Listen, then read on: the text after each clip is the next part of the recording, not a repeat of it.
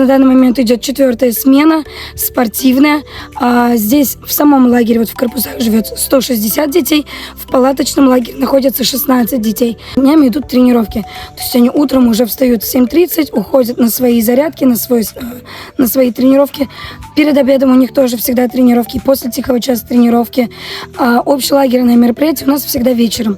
То есть в 19:30 только мы встречаемся все вместе вечером.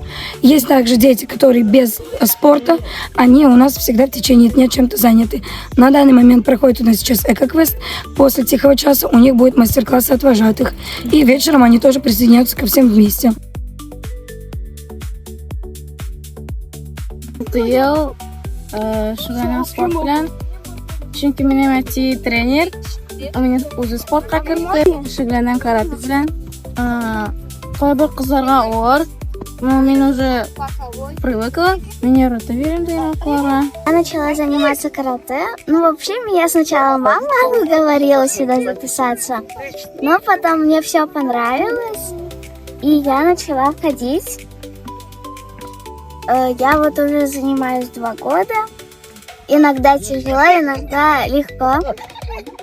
Обычно тяжело, потому что нагрузка большая. Очень хорошо помогает, усиливает мои силы.